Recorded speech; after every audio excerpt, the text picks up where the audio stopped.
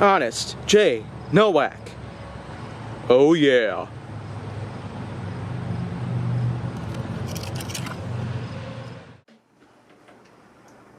A pleasure to meet y'all at last, and welcome back to Honest J. Nowak. So what I've got in my mind today is the fact that at some point in time, whenever you're in a vehicle like a submarine, or something that can actually descend through the depths of the oceans, no matter how many fathoms you go down, pressure is always going to increase.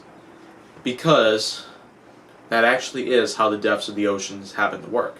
Water pressure itself mainly exists for certain purposes in life to only be kept down there. And there's hardly any way to remove it unless we ever had ourselves the opportunity to try to create a tunnel through the ocean, drain the water out, and then we'd dive through it. But we would still be plagued by the pressure of ourselves going deeper and deeper and deeper into the earth itself. So it continues to be a problem no matter what really happens. The lack of oxygen even would add on to the pressure, of course.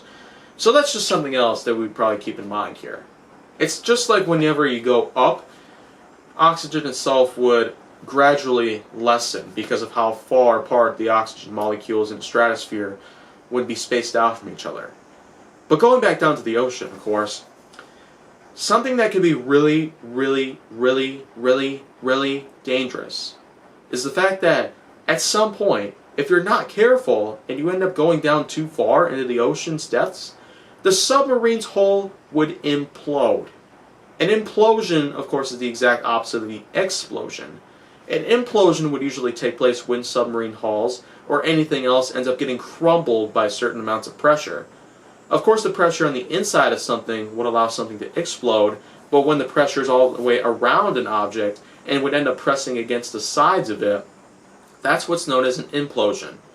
So, even though I've never really been inside of a submarine, it's just really been something that I really would want to talk about at some point, because anyone out there who would end up going into a submarine at one point, there's really something that you could probably look forward to. And that would be the enormous depths of how pressurous the water itself is. They're very high in pressure. Depending on what depths you're going down on, the submarine is always going to feel like it might end up breaking through.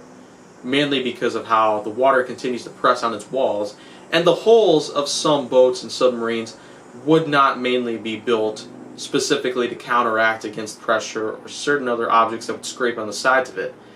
And that is, of course, the reason how the Titanic would not stand up to the iceberg scraping on the side, is simply because of how the plating, as well as the type of rivets that were used to construct the hull, were not as secured.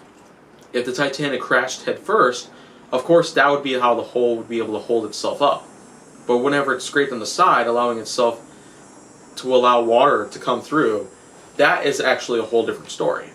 Of course, the Titanic would have had lots of lives saved if it only hit the iceberg head on, instead of trying to get scraped on the side. But that unfortunately did not happen.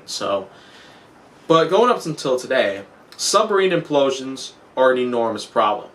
They could, in fact, be the end of your life, as you very much know it. So at this point, submarine trips may not be the best idea, especially if the submarines happen to have problems already and they need to be taken in and inspected.